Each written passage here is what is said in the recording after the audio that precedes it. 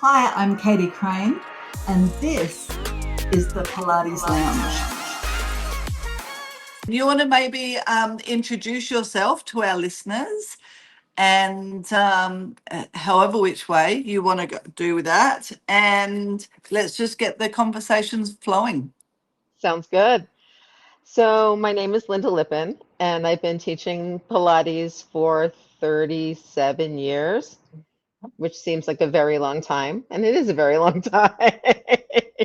I'll be 60 in September, so the amount of time does make some sense.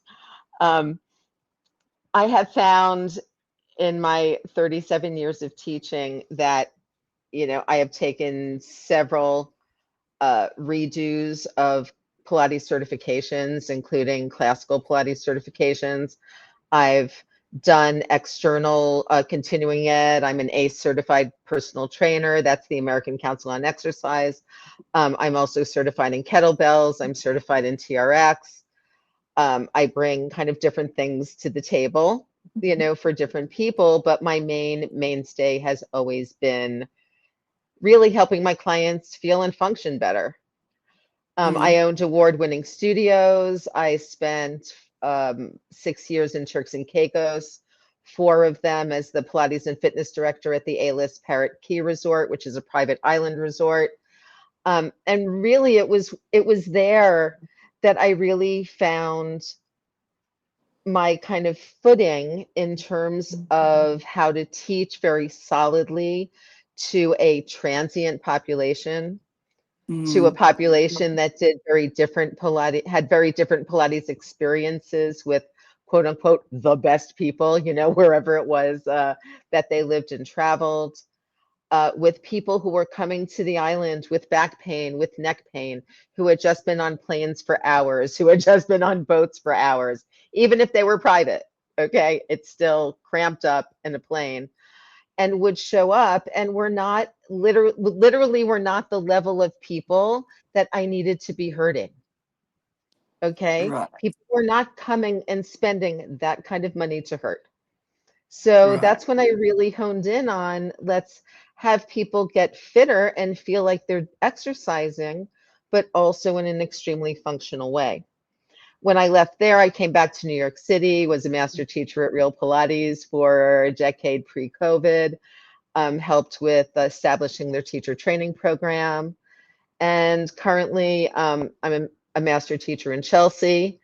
And I've also established a very interesting new business line, which is called Puff Puff Pilates. As you may know, cannabis consumption is legal here in New York City, and I now teach Pilates in licensed cannabis dispensaries. Many of them are opening now with spa spaces and Pilates studios within them. And all the events are sponsored by the dispensaries and by different sponsors, and we have a session together, we do Pilates, we eat coffee and pastries, there are goodie bags, and it's a great way to spend a Sunday. Gee whiz, that is unique, isn't it?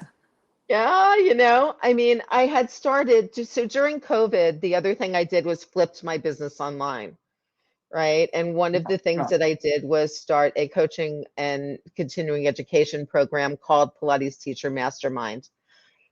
And I still have that. And I kind of wanted to talk to you about that today because I think it's relevant to a lot of the Sure. topics that we were kind of moving into, right? Which is the sense of how to keep people safe and getting fitter and functional in the Pilates studio, not hurting them, and how we might be looking at specific Pilates for athletes, for injured folks, Mhm. and how do we kind of work around that, especially in this really new Pilates boom environment of huge Yeah. classes and lots of noise and lots of internet and lots of AI and lots of craziness. I think there's so much noise. There's so much noise in our environment, and people, I feel like Pilates teachers, studio owners, clients are starting to lose the story. We're losing the Mm. plot. hmm Maybe you could talk on that a bit. I mean, what, 37 years did you say you've been teaching? Uh-huh. So you have seen many, many changes in the industry. Do you want to maybe share with us what did teaching Pilates look like when you started, and what have those changes looked like along the way? So when I first started, I was in graduate school. I was getting my doctorate in philosophy, and that's a whole nother story. That's a whole nother story. And I saw an ad in the city paper in Philadelphia, and it said part-time exercise instructors wanted, Pilates background preferred. It was like 1989. I said, great. I applied. I had done Pilates a lot at SUNY Purchase, where I was an undergrad. So when I got to the kind of interview, audition kind of situation, I was the only person who had applied who knew what Pilates was. I was the only person who walked into the room and was like, oh, you have a reformer, you have a Cadillac, you have a chair. Awesome. Well, So I got that job just based on that. that was easy. But I was really lucky in that job because I got to mentor with this woman, Karen Carlson. She had studied with Mary Bowen. She's a brilliant dance teacher and movement educator. And Karen really broke down the exercises for me in a very real, very visceral way, right? She was always talking about the bones that you were moving, literally the names of the bones that you were moving. It's how she taught her dance classes, so I got that breakdown, but of still the classical order of the work that I had learned at Purchase. Right. And that's what I taught. And we were teaching in a sports medicine podiatrist's office. So I was immediately hit with, injured ballet dancers because he treated the Pennsylvania Ballet, with injured football players because he was treating the Eagles, or, and just generally people on, workers' comp who had hurt their back, slinging boxes at work. Right. So Right. it was a And whether very good introduction to real people needing Pilates for real results in their bodies for doing things in the world. And then when you were doing that, how common was Pilates? We were like the only studio. There might have been one or two in Philadelphia at the time. And then one of my clients ended up wanting to back a studio. And that's how we kind of expanded. And then I brought the studio out to the suburbs of Philadelphia, because that to the high net worth suburbs, where I knew that I would have, more of the kind of retired folks. Like, we were busy all day. We had the before work people, we had the after work people, and then we had retired people all day. Right. So it was a great place. I won Best of Philly. We did teacher training. At that time, I was doing teacher training for the Physical Mind Institute. And, Pilates was starting to grow. You had to do a lot of work. I mean, there was a lot of, we didn't have the internet. I've had a whole discussion on my Pilates Goddess podcast with Alan Menezes about this, about the old school marketing, right? Of just going to all the spas in town and seeing if you could put your brochures out and offering to put their brochures out, of doing the, not necessarily telemarketing, because that's gross, but we used to get these coupon saver packets in the mail in our houses, which would have, different services, and you could do 2 for 1 or whatever that was. We would do those. I would have gift certificates and all of the great charity event gift bags, right? Bring people in, get a free session. Great referral programs. all the kinds of things that you could think of. You want me to write an article for the newspaper? Awesome. You need me to go shoot some TV spot for you? Great, I'm there. Because you couldn't do that on your own then. It's not like you were doing it, posting it, making things, right?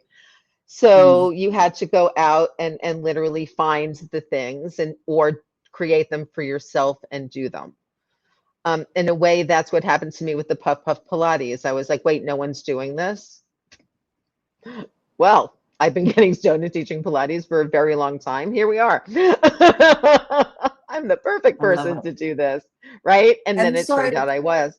But the other issue is if you're not, you have to be really solid as a teacher, right? In what you are doing, and you need to know it really, really well. And really what I'm seeing now is a whole lot of people who really want cheap and easy, right? Can I do is there an online certification that I can do in like 5 days that'll cost me less than $1,000? Or even worse, I'm opening a studio. How are these consumer-focused reformers off of Amazon or Temu for my studio? I'm like, you're charging money. You're going to have human beings on these things, people who are coming to you, trusting you that you're going to help them feel and function better. And you're putting them on equipment that's not even rated for the kind of use you want to give it. Or you want to do a certification that's so quick that you could potentially hurt somebody. Have you seen the articles that are coming out of the UK right now where, yes, we've all seen, right? We've all seen them, where the government is now wants to get involved on yet another level, right? Because they already have it at the MAT and regular certification level. And now the government's like, something, too many people getting hurt on the machines. And even worse, when I read some of the court testimony from the teachers and from the studios, and they're responding with, well, that student should have known that the foot bar wasn't locked. Really? Because your client who's paying you is not supposed to trust that you're keeping them safe. And it can't be 30 seconds of your class patter. Before we put our arm weight on the foot bar, we're going to make sure it's locked. When the foot bar is locked, it makes a click or it does whatever. I teach mostly on Gratz equipment. Our foot bars don't lock. That's a whole different discussion, right? You have to hold on to that foot bar. You have to push down on that foot bar. That foot bar is not locked. Do not pull up on the foot bar. But whatever the discussion is, you need to have that discussion. Now, if you have teachers who don't know how to have that discussion, if you're encouraging your teachers to do, 50 repetitions of every exercise, so there's never a time for the discussion, that's on you. And I feel really bad that I feel like we're kind of setting up the industry in a way to hurt people instead of help people now. Yeah, it's wild out there, isn't it? And even I do a teacher training program specifically for reformer and MAP because, I saw that there was this huge, area where there's either MAT and reformer online or comprehensive, but people want to do reformer. So a couple of years ago, I thought, okay, well, I'm just going to focus on reformer then. Obviously, people want it. And so it's a 6-month course. You come into the studio over a 6-month period to learn how to be a reformer instructor. But it's wild. I'll get about 9. I take a maximum of 10 students each time. They come and do everything with us. And of those 10 students, it's normal for only 2 to ever complete it because it's too much commitment for people now. Isn't that wild? Yeah. Seriously, everyone wants it to be fast and easy. Yeah. And I'm the one who comes out and says, look, I don't care if you're classical or contemporary at this point, whatever, but do a comprehensive training or do a training like yours where you're taking the time to have people understand the connections between the exercises, at least on the mat and the reformer, which is a basic connection. And we'll serve them if they want to learn other equipment, right? Then they'll go out and they'll get, oh, there's connections between the exercises on the equipment. Oh, I can do chest expansion on the Cadillac because guess what? I know it on the reformer, and it's harder on the reformer because the carriage is moving, right? So, you know, that way you're kind of set up. You know, how am I able to go teach at my wake and bake? It's because I know the work. I know my clients are going to be safe because we're starting with footwork. We're coming down to the mat. We're doing the 100. Maybe I'm talking to them a little bit more about the connection between their spine and the weight of their legs. Maybe I'm trying to get them to really to see that line and feel that, right? But at the end of the day, I'm teaching what I know. We're rolling up, we're rolling down, we're rolling like a ball, we're doing all the things. But it's partly because I'm not worried about what's coming next. I'm not worried about, are they feeling the burn? I mean, so many Pilates studios now are so focused on that it almost makes me think that we're not even teaching basic science anymore, because if people understood that, they would know that that's simply lactic acid buildup in the muscle while you're using it. It's not extra strengthening. It's not extra anything. It's simply lactic acid builds up in the muscle because you've used it so much that the ATP is not able to move through. It's, I'm sorry, it's just basic, basic exercise science. But things that, you know, especially if you're teaching in a large group environment and doing that kind of work, you should know. I also think that there are great online resources. Like, you know, if you go on my website and go on my everything page, I have all of my Pilates Teacher Mastermind videos available for download. They're inexpensive. They're all like an hour and a half to 2 hours. But, you know, like if you've never seen the entire classical method, you've just never seen what beginner Pilates looks like on all of the apparatus or whatever that is, or you don't really understand back pain or, you know, how to modify for it, little things like that. They're all on there. And I leave them on there even though I know that there are some people who are going to go on, possibly buy them and try to teach off of them. But I leave them on there because at least they're going to attempt to teach with some decent advice. And they're not just going to go off of some Instagram challenge that could potentially hurt them or their clients. You know, I'm interested. So with all the changes that you've seen over those 37 years, because so when you were back in the day teaching, was it kind of more one-on-one, and it was more like as if you were comprehensively trained, like we might take 3 or 4 people in a session? That's what you would have been seeing. It wouldn't have been big groups at all, really, huh? No, sometimes you would see huge mat classes. Right. You know, in a commercial fitness gym. And I would teach those sometimes, you know, as a teacher and somebody who wanted a gym membership. It was usually worth it because you got paid and got a free gym membership. You know, so especially in graduate school, that was always worth it.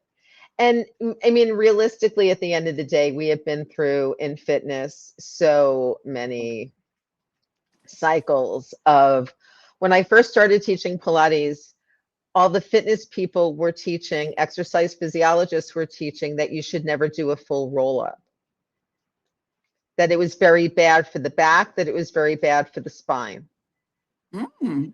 Nowadays, all of the exercise scientists say that providing that you don't have osteoporosis or a lot of, you know, other pathology, healthier spine, that actually a full roll up is really a great way to work the abdominal muscles and one of the best ways to do it, and better, in fact, than a shorter lever crunch, right?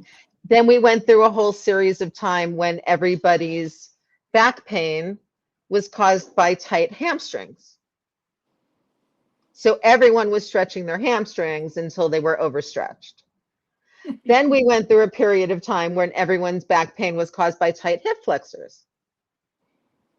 So everyone overstretched their hip flexors to the point when they weren't really active. And our hip flexors tend to be tight but weak. So Mhm. overstretching them, as you know, just makes them weaker and less likely to be able to concentrically contract, which is why then people's hip flexors bother them when they are doing Pilates exercises because they're weak. But we go through these like cycles, but at the end of the day, everyone that's teaching kind of the Pilates system within the order, their clients are all been doing fine because we're not all picking up on all those bandwagons, right? None of us went, Mm. oh, we should, well, actually, some people did. Some people did go right into, we should never teach the roll up again and whatever. You do you. Okay. I teach the roll up, not to my clients with osteoporosis. So, if you're doing that kind of work and you're doing it in a balanced way, you're working always through neutral, through flexion, through extension, through rotation. We do side bending. We do it in different positions. We're sitting, we're standing, we're on our backs, we're on our stomachs, we're laying on our sides, we're doing all the things, and you get a super balanced workout.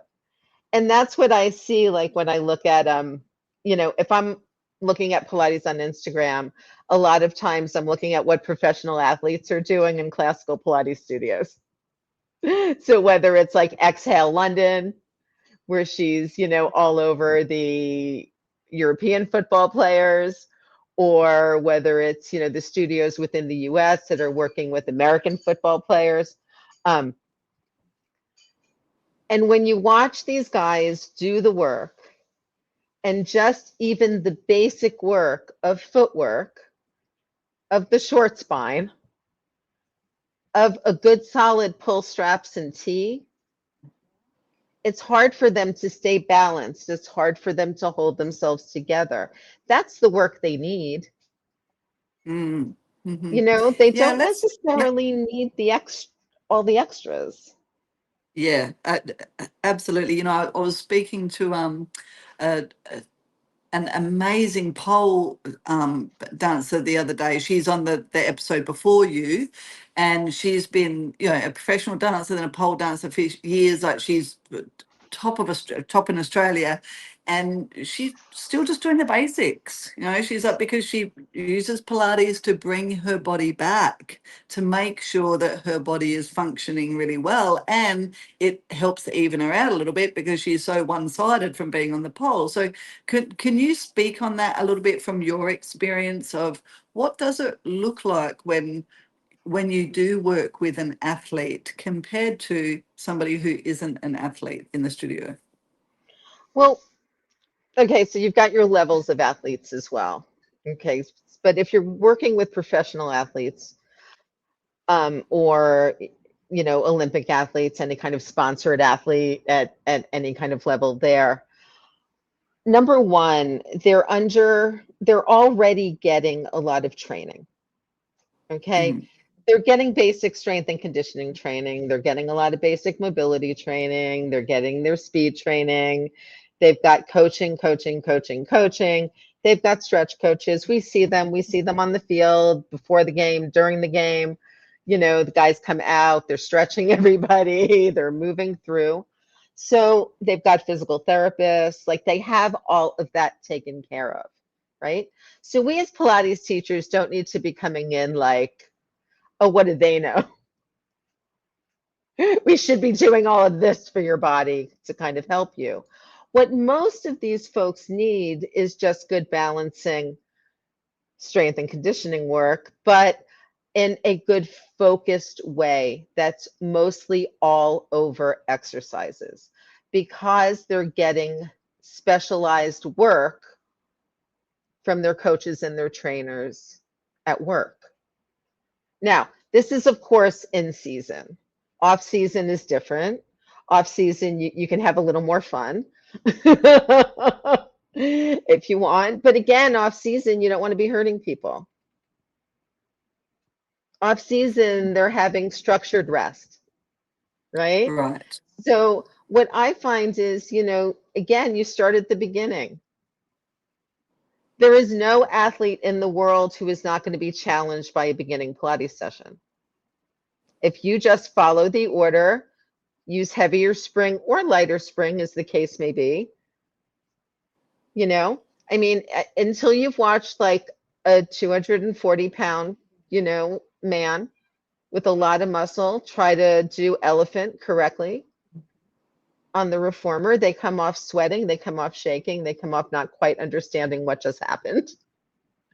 But again, they come off feeling like, oh, this is something that could make the rest of me work better, because this is going to help my lower body and my upper body do things at the same time with a lot of work in my abdominals and breathing, right? None of that is bad. Plus, you're getting some hamstring stretch, you're getting some ankle mobility, you're getting whatever else you're getting in that movement. So, if you really take people through a solid, just beginner Pilates session, maybe you do some wall work, you're doing some wall sits, you're doing all the things. Maybe you end with some push-ups because, why not? Then they're going to be challenged. It's not going to be overwhelming. People don't need to be overwhelmed. Life is overwhelming. Don't you agree, Katie? I mean, seriously, life right now feels really overwhelming. And I actually have a story about this. So I have a new client that I started seeing in the studio a few weeks ago. And she is from Taiwan, not a native English speaker, but her English is really good. She went to a number of Pilates studios in the neighborhood because she wanted to learn how to do the equipment. And she had started out, doing mat classes at Equinox, at the big box gym. And she did some privates there, but it was still kind of a little too loud and a little too much for her. And then she went to another Pilates studio where, again, it was like they had a disco ball on the ceiling. Okay. They had pink lighting. All the teachers were kind of tall, thin, and blonde.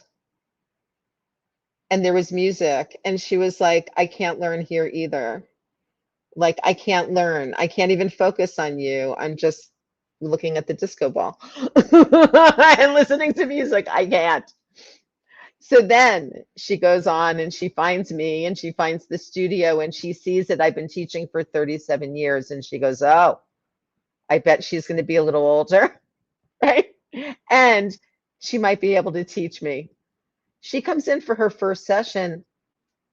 That's all she wanted was just to slow down. What is footwork? How many springs are we doing it on? What position should my body be in? Right? So for 2 sessions, I take her through pretty much the same workout. We start on the reformer, we do a little mat, we do a little on the Cadillac, she's done. 3rd session, she comes in and I put her on the high chair. And I'm like, all right, this is relevantly similar to your footwork, except now you're sitting.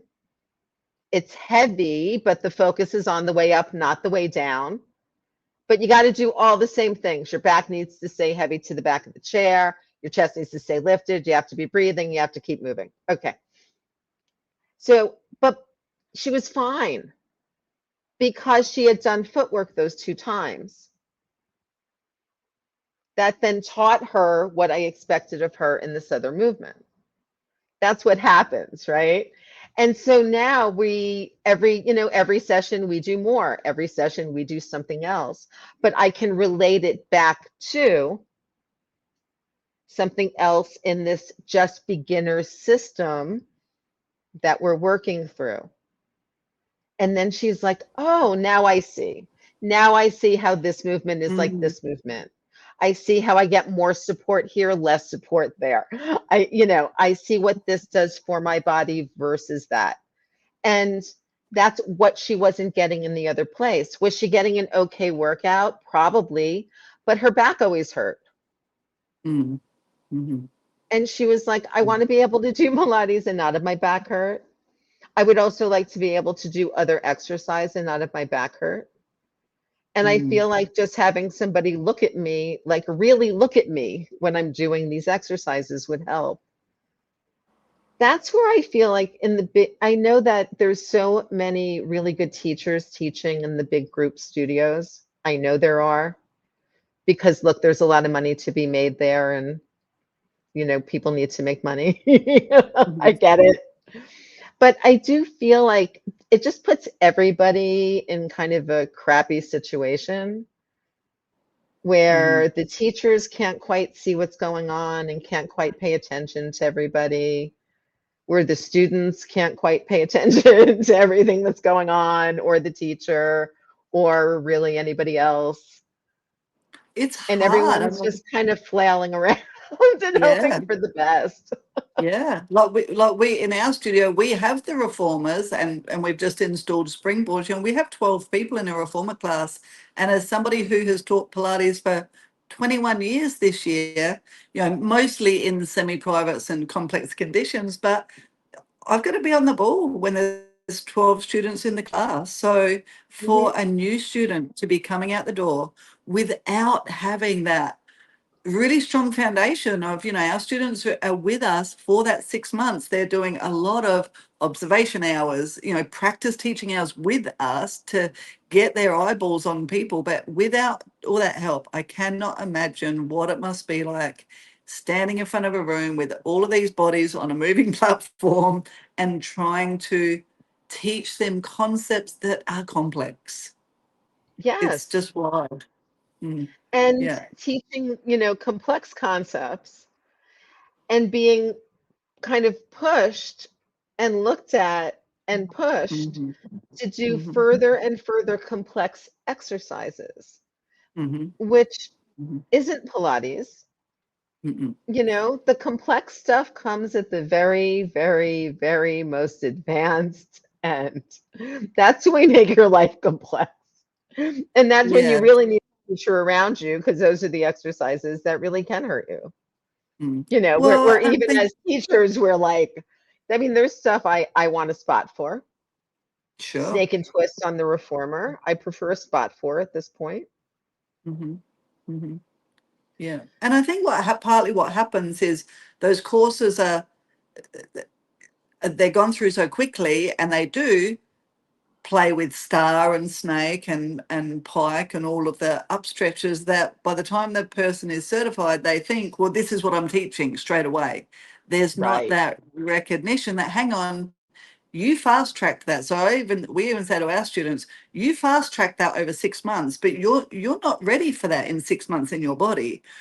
We're exploring it in this 6 months, but it's going to take 12 months, sometimes 2 years. Sometimes people are never going to get to those exercises, and that's okay. We're Right. exploring it in your certification. So what happens to a new instructor who's done an online certification that's over 5 days, and they've explored that, and then they're out the door teaching it straight away? There's that real disconnect of what you're being shown in your teacher training and the reality of the bodies that you are going to see. Exactly. And and then, I think another issue is that now we're having, I call it kind of coming from the cannabis side, strain specific teacher training, right? So you go to SLT, you're getting their teacher training. You go to Body Rock, you're getting their teacher training. You want to go Mm. to this place, you're getting their teacher training. So now we're getting Pilates teachers who can't teach at other brands of studios because they Anywhere literally else. don't know the work, and they don't know the apparatus because everything has become so apparatus specific. I think Mm. some of this, at least here, is due to the insertion of a lot of venture capital money Mm-hmm. into the Mm-hmm. Pilates Of space. I course. mean, that's what we see when Pilates studio owners come out with the concept and 6 months later are selling it off to a VC for a few $1 million and then walking away. Mm. You Mhm. know, that's what's driving a lot of the Mm. growth, you know, Mhm. here in this country. Yeah. Yeah, I think it's global now. You know, I'm pretty close to Asia. Like Indonesia is only a couple of hours away, so we spend a lot of time over there, and it's even happening now all through Asia as well. So coming back I'm to, seeing that mm, too. And that didn't used to be like when I was working at Parrot Key, you know, because Como has a big presence in Bali and in Indonesia, you know, I would keep a lot of track of that. And in fact, there are some teachers who I certified when they were at Parrot Key because they couldn't come because as you know, not all Balinese are able to easily get US visas. So they mm, weren't able to go over to the States to New York to do it, but I did it for them and then tested them remotely, mhm, you know, mhm, and I still kind of am in touch with people and but I'm watching and I'm seeing what's going on over mhm, there. And mhm, again, it's even scarier because you're kind of, I feel like you get further from the source mhm, and mhm. the teaching just gets a little bit weaker and a little bit weaker. Yeah, I think it's been watered down everywhere. But you know, in my view, the best thing we can do is just keep offering quality, and there will always be people who will come back to quality. Or even in our studio, we see a lot of people come to us because they've had a poor experience somewhere else. You know, there is room for everybody. Um, yeah, I guess my gripe is the word Pilates gets thrown around. You could be playing tennis, standing on a reformer, and call it Pilates these days. Right. Now, I mean, it, the whole situation over the name Pilates was so Oh yeah. unfortunate, right? Because Mhm, the mhm, amount of kind of, again, financial control that one mhm, human being whose sole connection to the whole thing was that he bought the estate, mhm, mhm, you know, try to wield over the industry was pretty insane and really did need to be mhm, smacked down, you know, and mhm, I'm a fan of that open market. mhm. Let's Yeah, go. same. But the issue with that is, yes, we consistently say the cream rises to the top, but you see good studios and good teachers failing all the Yeah. time, while, you know, other places that just have great marketing do really well. Mhm, I was seeing today that there's some uh, US based Pilates studio that's about to open the largest Pilates studio in the world here in Manhattan. They have leased some gigantic townhouse, and you know, here we are. I saw that, and it's called House or something, isn't it? House of Pilates, something Yes, like that. yeah, Yeah, yeah, yeah, yeah, I saw that. Yeah, it'll be for the mega rich. right. I mean, which is fine. Yeah, Which is yeah, fine. Like if that's your audience, that's your audience. If that's yeah, yeah. who you want to teach, that's who you want to teach. You know, I tend to, so my thing, right, is that I tend to teach on the higher end on the privates Mm-hmm, because at this mm-hmm, point, I don't want to teach that much. mm-hmm, I don't. mm-hmm. So I'd rather get more an hour, you know, or get more per session or per month or whatever, and not have to teach as much. But what I do is my Puff Puff Pilates events are $20. Right. Yeah. Right. And they include a lot more than just the Pilates class. So for me, that's like I kind love of it. my community give back because that's 20 Mm-hmm, bucks all inclusive. mm-hmm, mm-hmm. Um, Yeah, but we you do the know, same. We do the yeah, same. We're high end because of the service that we offer. It is expensive, well, for a lot of people, but not for our clients. But then we offer what we call seniors classes. A seniors class is, and golly gosh, now we offer like 8 or 10 of them a week because they're so popular, and we're like, that's fine. That's just our way of giving back. $15 a class. If yes. you're over 65, come to it. But yeah, I think that's a really good model. You know who your clients are, and you have to know who your clients are, right? Whether it's the mums that you want to teach, the athletes you want to teach, our clients are like, normally women over 50, but they're CEOs, directors, that Right. type of That's how mine person. are. Yeah. Yeah. And And even that's if they're important that you, retired, they have foundations and yeah, charity yeah, crap and all kinds of things that they're doing. yes, yeah, yeah. But It's, yeah. but at the end of the day, really what they're doing, I very much look at it as they're outsourcing, right? There are folks who can afford and want to outsource this taking care of their bodies. Hmm. Now, Hmm. and I don't view that as necessarily bad, right? Now, Hmm. if there was nobody like that, you and I would be out of jobs, and Hmm. that wouldn't be fun for anybody. Hmm. But the fact is people are busy. Like I said, people don't have huge attention spans.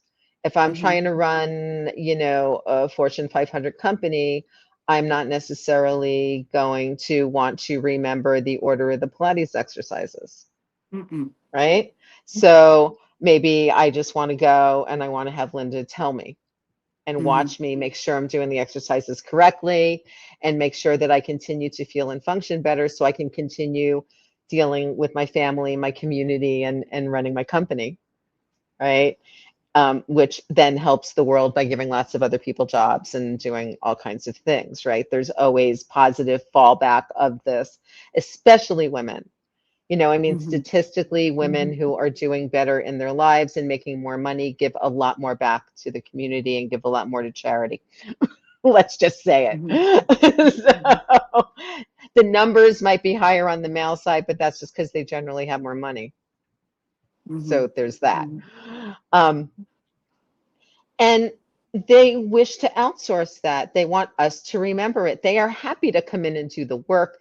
They are happy to get Hmm. videos of exercises if they're traveling and do the work.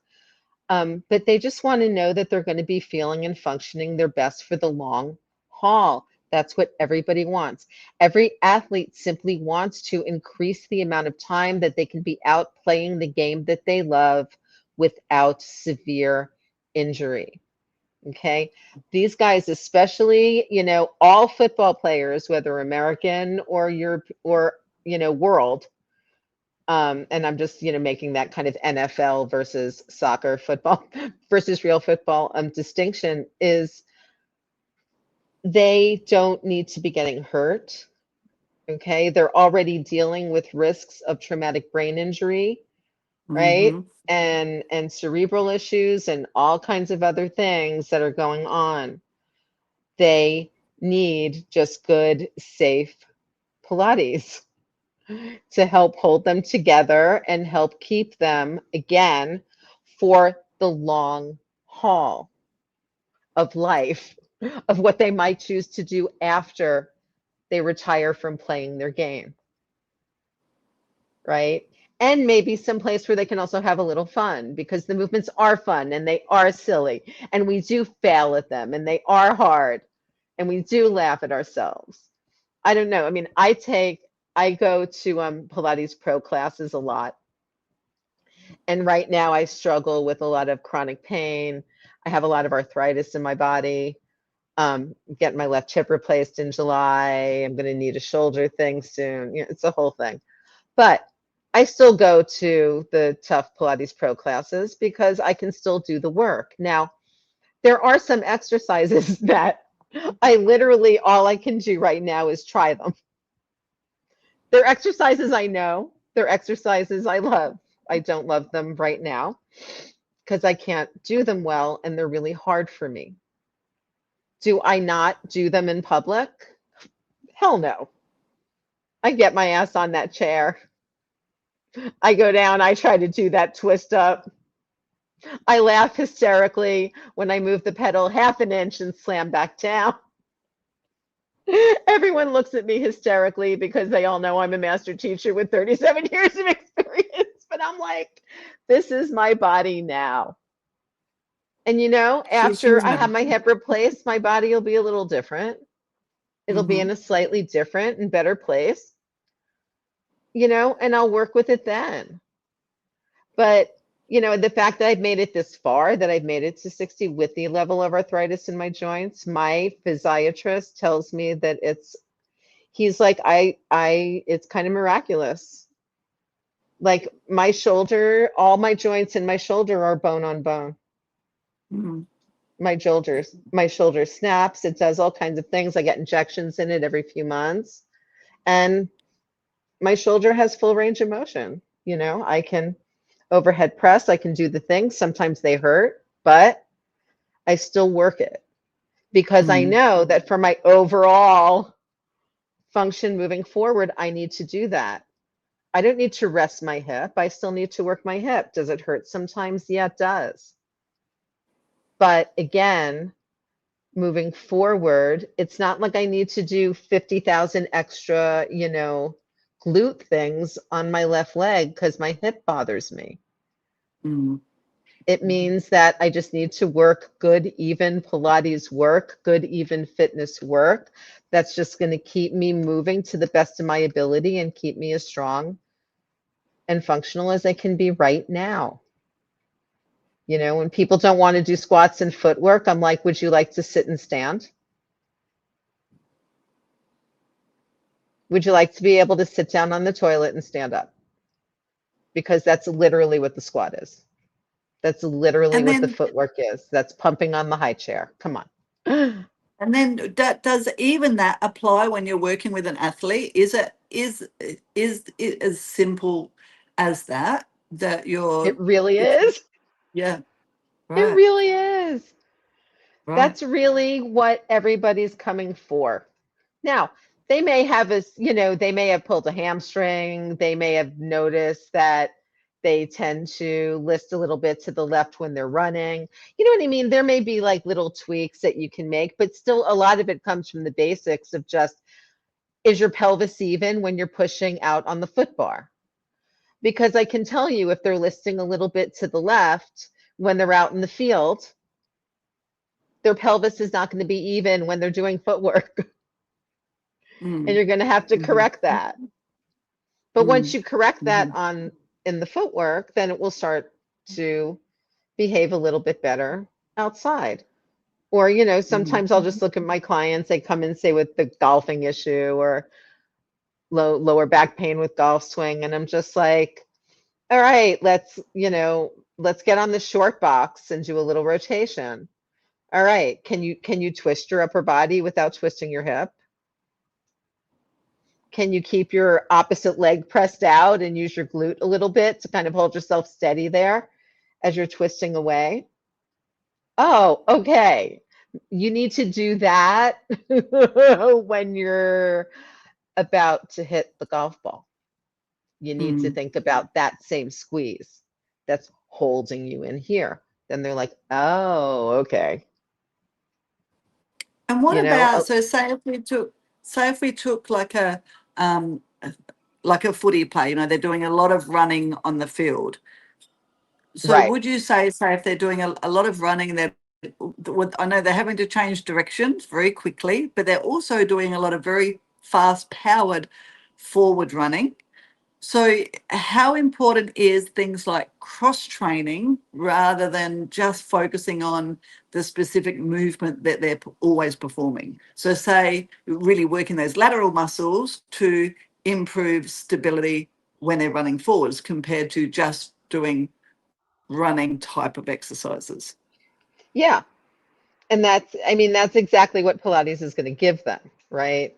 So why would we just be giving them running type exercises when we have things like pull straps and T, when we have things like swan, when we have a high barrel with things like swan, where we can work them a little bit more in a thigh stretch, where we can work them in a little bit more in a lengthened chest expansion, where we can, where we have literally within the system like 400 ways to work them in a direction other than the fast-paced running, but also noting that they still need the hip flexor strength and precision from doing the mat work, from doing the hundreds, the single leg stretches, the pulling in and out of the legs, the coordinations, the backstrokes, that kind of work, because the knee stretches, the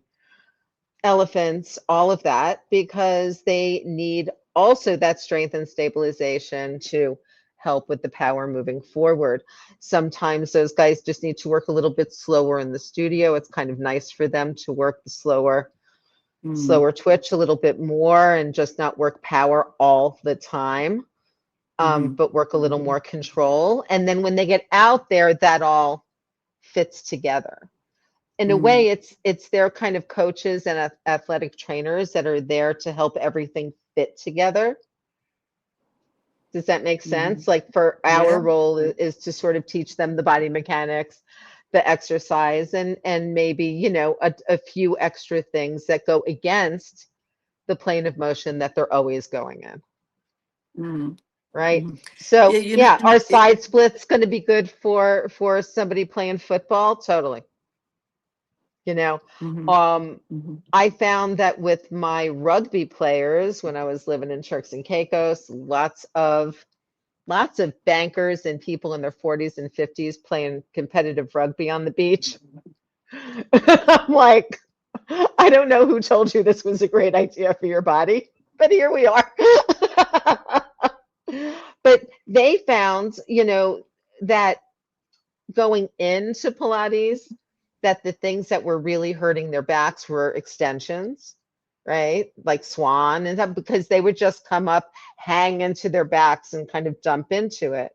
But once they learned the control from doing things like the 100, doing things like the ab series and not moving their pelvises, having things really stay steady, getting good movement at their legs, and then working slowly, a little more slowly into the extensions. Like, this is where some fundamentals come in, right? You lift one leg, you lift two legs. Maybe you bend the knee and lift a leg. Maybe you bend the knee and lift both. Then maybe you go into a swan or a single leg kick or a swim or something like that, right? But they would find that work, and not just hamstring stretching, would help. Because you think that somehow, because we all might look at the good information online, most of these guys are still walking around thinking it's their hamstrings. They don't even always get that, like, their calf muscles also cross their knee in the back. And their calves can get as tight as their hamstrings and cause some of the same issues, as well as giving a huge Achilles tendon strain. And then sometimes if you go to like super stretch your hamstring, you can tear your Achilles. Well, imagine, especially running around on the sand when you're 50. Yes. And you're a banker. You came over to, you go from sitting down all day to 2 weeks in Turks and Caicos. Right. And then you're just done. But a lot of it, again, is they would come in thinking we need specific stretches and we need specific exercises. And I was like, we're doing Pilates. We're just going to do Pilates. We're just going to do the work. We're just going to do the work. And it's work. And it's going to be hard. And I always let them know, like, exercise is supposed to be hard. But it doesn't have, there's different hard, right? Yes. I find exercise should be hard because it should make life easier. I don't like exercise to be hard just for it to be hard. That's why when I'm in a class and they're like, let's do more, feel the burn, I'm like, once again, this is lactic acid. It's just going to have to work its way through. It's going to make me uncomfortable for no reason. Like, show me the benefit of it. Give me a benefit. Look, if I go to push super heavy weight, and I've increased my bone density, by the way, 5% in 2 years doing Pilates and heavy weight training. So if I'm pushing heavy weight, then I expect to be sore, right? I expect there to be some lactic acid buildup. Maybe I'm taking some extra creatine or something, but there's a reason for that. And there's a benefit in that, right? I am pushing a heavier thing. That makes me feel like if I'm sorry, I live in New York City. If some heavy guy was running at me, I could literally push them away from me, right? Because I can push a lot of weight away. It's a functional movement. And, it keeps me strong. And it's, for me, it's the basics. Once again, I always just come back to the basics of strength, the basics of what we want from a Pilates workout. And if I'm going to be sore, I don't want it to be from working some superficial bullshit for an uncomfortable amount of time for no reason. For the Nothing sake of that's it. helping my hips be any stronger. Something that could quite potentially cause some tendonitis or some bursitis in my joint and kind of bother me for a longer time and give me really no functional benefit. Why? See, this is where I've gotten. I'm just like, I'm not doing it if it doesn't have a lot of benefit. I'm not. And I feel like my clients shouldn't have to either. Mm-hmm. There was a study. There was a study in Australia. It was a while, quite a while back now, like a few years ago, and they we have Australian rules football, so AFL, and one of the Australian teams, national teams, introduced Pilates on reformers, and it was, I forget the club that it was. I want to say Footscray, but all of the AFL supporters will be freaking out because I probably got it wrong. But anyway, they introduced reformer classes to the team, and it was the only season and the only club who reported no hamstring injuries in that season. Mhm. Isn't Yeah. that wild? Yes. And that's Because just if you reformer. That's learn, not even everything. right. Mm. Because if you just learn to use your body together, I always say I think at this point in time in my life that 99% of Pilates is just learning how to hold yourself together. Just hold yourself together while you move your leg. Hold yourself together while you do this thing. Just hold yourself together in the middle and do some other stuff. And it's really just about that.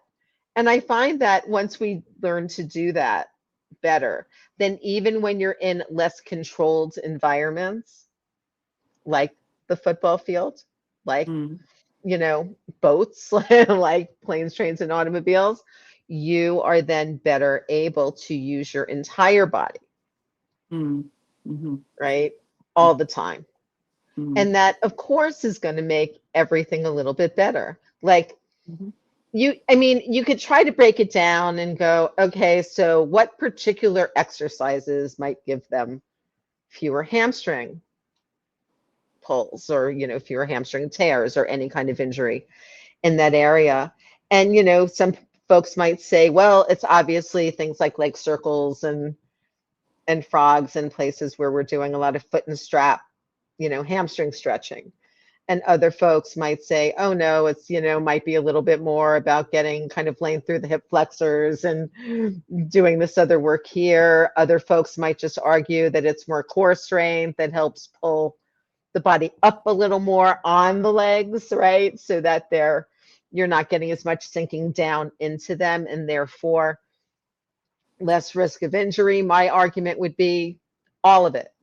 It's all the things. It's Yeah. all the Yeah. things. That's what And I say all too. of It's those all the things, things. yeah, all the things Yeah. together that you do Mm. in that environment make people at less risk of injury. And who Mm-hmm. doesn't want that? Both for the athlete. I mean, who doesn't want that is people who make pain medications, corticosteroids that they can inject. Mm-hmm. At least that's what they do here. I'm assuming that's relevantly similar to what they Same. do everywhere. Is they just have Mm-hmm. a lot of physiatrists with needles in the back. It's like you hurt yourself, great. You have a contract. Mm-hmm. You have a Yeah, contract. same. So if we're Yeah. able to shoot you up right now and get you back on that field, you're going right back out in that field. Thanks. Mm. We'll talk to you after about what you need to do. Well, and I feel like there's great benefits in the Pilates studio that if we're working with an athlete who is doing something that is very powerful, very fast, and they're not they're not able to think about, okay, well, so when I'm running, I'm going to take long strides, or when I'm running, I'm going to do this with my ankle. But in the studio, we can break that down to improve that pattern, improve that, sorry, that's my dogs, improve that neural pathway, so that then it doesn't have to be thought about, because it cannot be thought about when you're playing sport. You know, sometimes I get a client, say they're a runner, and they'll say, so when I'm running, do I need to be switching on my glutes? No, when you're running, you should just be running. In Right. here, we're going to bring awareness to that because we're slowing it down. But no, you can't apply that Right. thinking out there. You And know, it once you just get improves it. stronger in the movement pattern, your glutes are just going to fire when you run because Just that's what they happens. do, right? Because that's what they're supposed to do when you do that Yes. movement. And then, yes, and then people are able to move more freely, and then they're able, and then sometimes they don't even know why.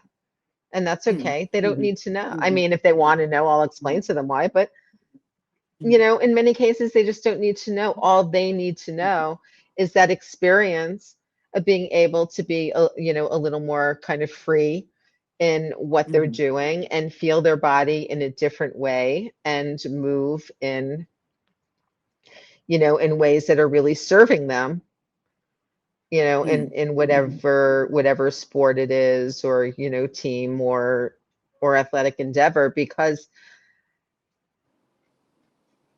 it's so important. Like literally not getting injured is the biggest thing. And mhm, everyone gets injured. It always happens. But the best whole body condition you can be in moving into an injury, the easier it's going to be getting out of it, and the better you're going to be after.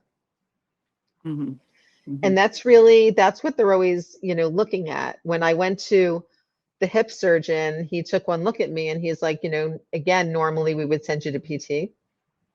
You don't need PT. You have as mhm, much strength and mobility as you're getting out of that really compromised joint, mhm, mhm, you know. mhm, And that's Pilates. You know, mhm, that's mhm, simply doing the work and doing the basic work, and not just the basic work, but also again modifying things where I need to, you know. Say I'm in class and I'm taking class and we're on the reformer and we're doing mermaid. Okay. And we're doing classical mermaid, you know, with both shins stacked against the shoulder blocks. I can't do that. Cannot do that anymore. Cannot do it. Now, I have two options. I can go into the more contemporary split leg situation, like fourth position. That's fine. But again, sometimes that's still not great on the other side when I mhm, have to externally mhm, rotate the left leg. So I'll just get up off the reformer, go over to the Wonder chair, and do the mermaid there. It's fine. mhm, It mhm, works. It's still the mhm, system. It's still giving me all the same things, the side bending, the opening in the ribs, whatever else I need, but without putting me in that compromised hip position, right? mhm, So mhm, there's always a way to kind of within the system to kind of continue working or to go someplace else and do it or easily modify it.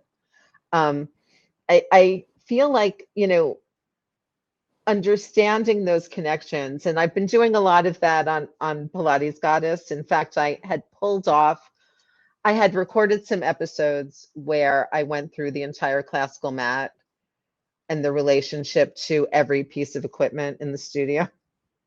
And then I started breaking down the reformer, mhm, mhm, um, and doing the same thing with it. And I pulled them off and had them on a private podcast for a while that I stopped. And I'm actually thinking about just stripping them back out because I think people can mhm, use it. Like, just use that sense of once you understand the system, then it's really easy to work within it and even go out of it. yeah, Like we can do thigh stretch on the mat. We can do chest expansion on the mat. There's so many things you can do against a wall. There's so many things you could do seated, that are still within the system. I had a client last mhm, night who hates being on her stomach, hates it, just hates it. mhm, We got to mhm, pull straps and tea. I let her sit on the box. Mm-hmm. And we did versions of pull straps and tea. I'm I not, find I find a lot of elderly clients don't like being on their tummy, like, because they suffer things like reflux, or or they have they have a bit of a tummy. It's not comfortable for them. We do a yeah, lot of yes. like this, Or if you have okay, up against scoliosis the or wall for something your back like that. extension. Mm, Right. yeah, Yes, yeah. there's plenty of places to do these things where Mm, it's not like people don't have to be uncomfortable. And mm, there's a difference between being physically uncomfortable and not wanting to work. I also think mm, that's something people don't necessarily understand, right? Because you could look definitely. at me and say, well, Lynda, but doing that seated mermaid on the chair is so much easier than doing it on the reformer. Well, actually, no. It depends what Mm-mm, version you're doing. But mm-hmm. secondly, who cares? Who Right. cares? And If I what's want to have a appropriate? It's slightly not what's easier easier. version, if I'm Yeah. having a shit day and my hip hurts, and we're Mm-hmm. at the end of class and we're doing mermaid, and I just want to feel a nice stretch in my side body, and I don't want to have to dick around in my shoulder and my hip, Mm-hmm. then what is it to you? Mm-hmm. Right? I mean, really, It's you're going to it's judge me for what's wanting to make appropriate. something a little easier, a tiny bit easier. Not that I'm not working, I'm not skipping the exercise. I'm not like, Mm, no, not doing that today. I'm like, I'll do it, but I literally physically cannot do it here. I need a little ease right now. And then I go mm, back and do another yes. hard thing because then we're back, doing something else that's not easy, Mhm, like star. It's fine. mhm, Yes, I will have a day where I'm happy to do star, but I'm not happy to do seated mermaid on the reformer because it hurts my hip. mhm, mhm, And that's the thing. Like I think generally too, once you know the system, like I say that to you and you're like, I totally get that. mhm, I see that. mhm, I totally see with the arthritic left side mhm, shoulder hip that mermaid would kind of suck. But mhm. that Well, star, I if you're would see strong, you walking in the studio and already know that as you walk past me. Okay, well, I know when I get to that, she's probably going to be over there on the chair. yep, she's got a little limp going on, just a Yeah. little. She's trying hard not to show it. Right. Exactly. But then you would be like, you want to do star? Mhm, And if I said yes, she'd be like, great, do it. mhm, And that's where knowing the work comes in, right? It's being able to mhm, make that Lynda needs a little beginning work here in her mermaid because it sucks today, but she can do the super advanced work of star on the reformer in the mhm, same session, in the mhm, same body, mhm. right? And It's that's the beauty that's of the the kind work, of work with athletes as well, right? Is right? sometimes they just need the basics, and sometimes you just need to get them on the pedipole and get their spine lined up and just get them to do some arm circles so that they get some length and some lift away from the ground. Mhm, mhm, But mhm, other times, they're going to be great doing snake and twist, and they're going to be great doing the pull-ups, and they're going to be great doing all the hanging pull-ups and the stuff on the Cadillac. Not mhm, every day. mhm. And sometimes I used to work with I don't work with a lot of athletes because most of my clients really are men and women over 50. But I have, had a few over the years. I used to work with a guy who was played on the Australian circuit or the international circuit for squash. And he would walk in the studio literally wound up on one way because he spent all day hitting that squash ball. So he would come to me just to unwind, and then he'd go and play squash again and one. So our whole session was just for him to function in his daily life, but Hmm. function on the squash court was being really wound up, you know? Right, right. And that's the thing. A lot of times Pilates teachers are like, well, can't we teach them how to play the squash without being really wound up? Well, no, that's the Mm-mm. game. Okay, That's the game. that's what we understand as Pilates teachers. No, stay in your lane on that. That's the game. Like I've worked with a lot of surgeons, a lot of oral surgeons, dentists, endodontists, they are all twisted up all the time as Oh, well, yes. right? Mm-hmm. Because they're Mm-hmm. sometimes in surgeries for hours, they're doing things facing in one direction, they're doing a lot of fine Mm-hmm. motor they're really looking down. They've got the glasses, the whole thing. Mm. And again, you can't be asking them to change what they're doing when they're practicing. Mm-mm. Because the reason why they're so good at what they do is because they're in this groove, in this habit, in this way of moving that works. Mm. But Mm. so all we can do is unwind them, Mm. when they're out. I mean, it doesn't help that a lot of these guys decide to play golf also because somehow twisting in one place and twisting in another place seems like a great move. But Yeah, yeah. Yeah, there's a big thing about dentistry, because they are. I mean, all dentists, whether they're surgeons or not, they're sitting, looking over that head, and they're often wearing those heavy glasses, so they can really see in the mouth and all the things. Hey, super scrunched up. I've worked with quite a few dentists as well. Tough yeah, job. yes, Mm, it mm, really is. I also think it's really important for Pilates teachers to be practicing Pilates, when you can, again, even if it's just the basics. Like we should never feel bad about just doing a beginner mm, workout. mm. Get Well, we're something. we're always looking down as well. Hey. We Yes. are. We're Mm, always looking down. I've seen Pilates teachers who've gotten carpal tunnel just from changing mhm. springs so much, Brains, yeah. and possibly Mhm, not in a very good position.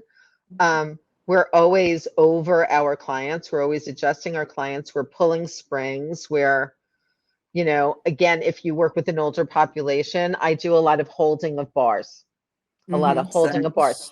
Because I think we all know as teachers that if the client lets go of the bar, they're going to be fine. My teeth are going to be out of my mouth. Mhm, mhm, mhm, um, so I really try, to hold things, not help, but hold. We have a lot of arguments about this. Stop helping me, Lynda. I'm not helping you.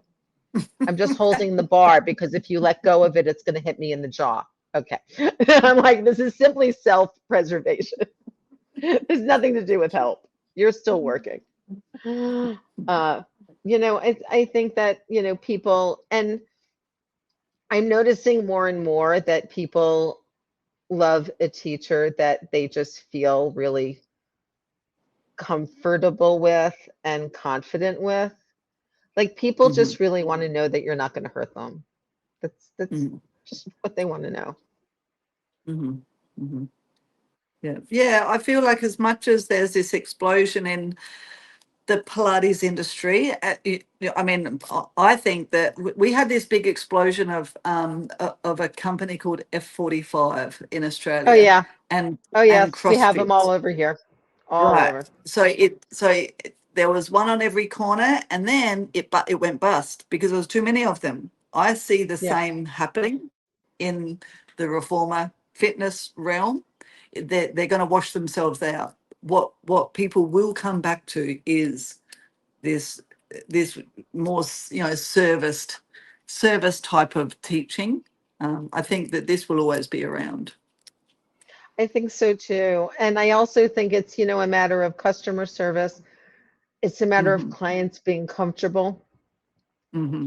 Hmm. comfortable in the Yeah. space, that they're not being Yeah. videotaped, that they're nothing like weird, like, it's another thing people don't want, right? If you're working with especially professional athletes or any of these folks who are famous Hmm. and like real famous in any way and are sharing videos of their workouts or of their things or the studios are sharing, everyone needs to understand that this is all being shared with permission. Okay. Hmm. People aren't just Hmm. randomly taking videos of a celebrity working out in their studio Hmm. and then throwing it on Instagram and tagging them. Okay, that is not how any of this happens. So Oh, it's wrong, isn't so it? don't do that. Just never do Hmm. that. You always ask permission. You always do those things. You create again just a safe and welcoming environment for everybody. And then it Hmm. doesn't matter who shows up to class or who's in the studio or what they're doing because everybody's doing similar things. That's what I love about a lot of the Larger studios where they're just serving a lot of athletes, but they're also serving their families and they're also serving their friends. And so what you'll see are these videos of these great mixed classes where you just have these like, gigantic men who are doing things. And then you have their wives and their daughters and their sisters and like and just the general class people kind of all doing the same workout, all struggling with the same workout. And all walking out feeling like, wow, we all struggled with a little bit with that. That was a little bit hard for all of us because guess what? Properly done Pilates is not easy, even at its base, but it's so good for you that it's worth it. Yeah, hands down. I feel like when everybody walks into the Pilates studio, everybody is raw, everybody is naked. Thank goodness they're not actually naked, but you could be the CEO of a company, you could be a famous athlete, you can be the 60-year-old grandmother who's coming into the studio. You all get on the equipment and you all have a different experience in your body but the same struggle. Yes. Like nobody is above anybody in the studio. Yes. I love that about it, and quite often it's the 60 or 70-year-old woman who is able to move better than the professional athlete over there, who is so good at what they do on the field, but struggles with the Pilates work, which is the Yeah. magic of it, right? Yes. I Mm, agree. I love it. think, if people just keep, we just have to keep staying in our lane, I think, and focusing on just sharing the good stuff. Mm-hmm. And I stopped looking at just a lot of the crap Pilates that's out there. It just Mm-hmm. really annoys me. And I was like, Mm-hmm. Lynda, you don't have to be annoyed. You don't have to Yeah, look no, at it. let them do it. Yeah, Let them yeah, do it. It's fine. yeah, yeah. Okay, so what would you like to leave our listeners with, Lynda? What's your famous last words?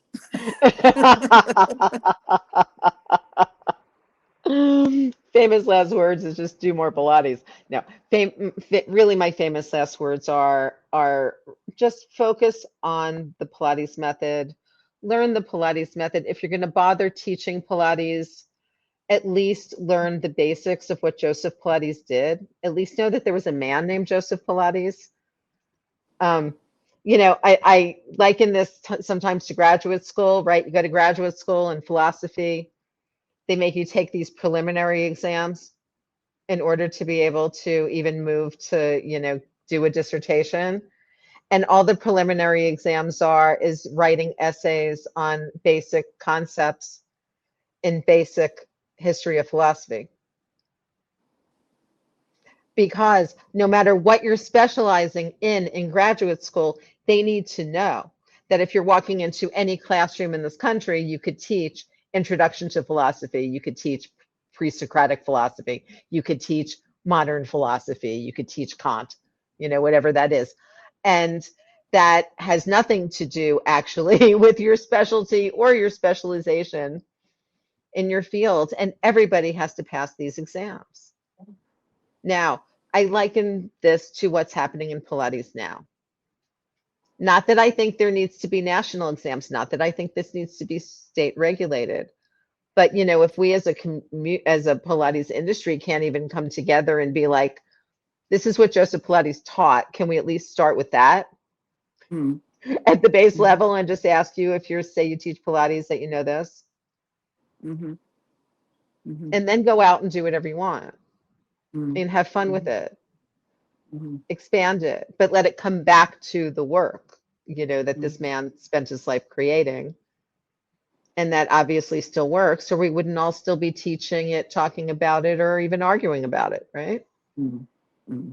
Yeah, true. Yes. And if, anybody would like kind of more information, again, if you would like to look at any of the videos that I have online, I have a great, I know a lot of folks are interested in working with osteoporosis right now. I have like a $9 introduction to exercise and osteoporosis mini course.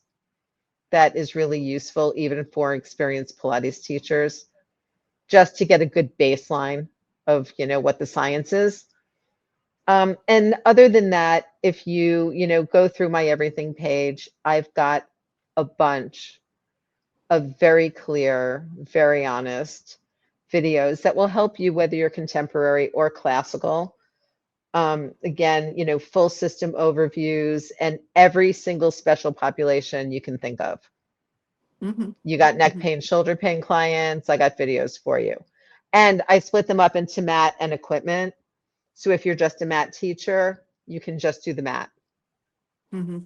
and look at all of the modifications and all of those things. So, Oh, fantastic. and that's Great resources. lindalippin.com, everything.